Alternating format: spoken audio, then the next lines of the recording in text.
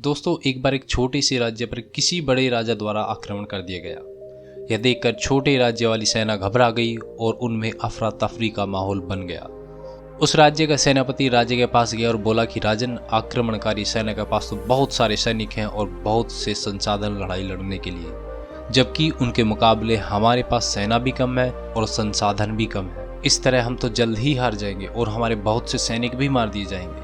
इस युद्ध में हमारी हार तो निश्चित है राजन। इतना कहकर सेनापति ने अपनी तलवार को नीचे रख दिया और वह वहां से चला गया। उधर राजा घबरा गया, बेचैन होने लगा, इधर उधर घूमने लगा, सोच विचार करने लगा, लेकिन उसे कुछ भी समझ नहीं आया।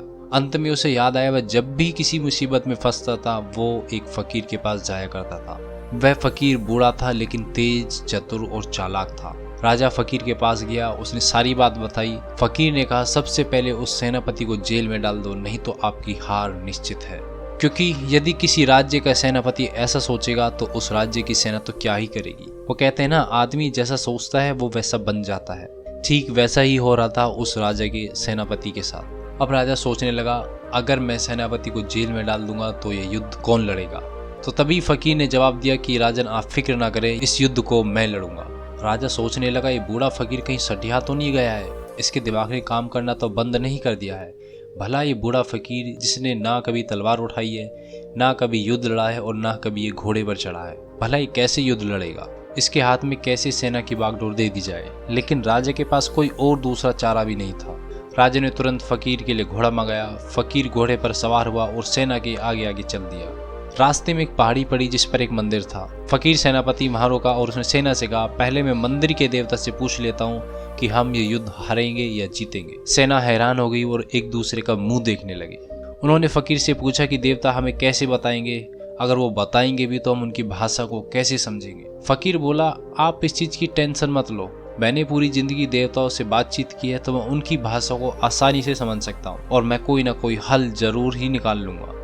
इतना कहकर फकीर अकेली पहाड़ी पर चढ़ गया और कुछ देर बाद वापस लौट आया। उधर सेना उस फकीर का इंतजार कर रही थी कि वहां से क्या जवाब आता है। तभी फकीर ने सेना को संबोधित करते हुए कहा कि मंदिर के देवता ने मुझसे कहा है, यदि रात में मंदिर से रोशनी निकलती है तो तुम समझ लेना तुम्हारी जीत निश्चित है, अन्यथा तुम्हारी हार तो पक्की ही है। और साथ में यह भी कहा कि वह रोशनी कोई मामूली रोशनी नहीं होगी, वह दिव्य शक्ति होगी। अब धीरे धीरे दिन बीतने लगा। सभी सैनिक अपनी सांस रोके हुए रात की प्रतीक्षा करने लगे। उस रात घना अंधेरा था, आसमान में भी घने बादल थे जिस कारण चांद दिखाई नहीं पड़ रहा था। थोड़ी ही देर बाद मंदिर से प्रकाश छन छन कर आने लगा। यह देखकर सभी सैनिकों में जोश भर गया और जुनून आ गया। सभी सैनिक जयघोष करने लगे और युद्ध स्थल की तरफ बढ़ चले। 15 दिन तक घनघोर युद्ध चला। आखिरकार फकीर वाली सेना युद्ध जीत गई। सभी खुश होकर वापस अपने घर की तरफ लौटने लगे। रास्ते में वह मंदिर पड़ा तो सेना फकीर से बोली, क्यों ना हमें उस मंदिर पर चलकर उस देवता का धन्यवाद करना चाहिए जिसकी वजह से आज हम यह युद्ध जीते हैं।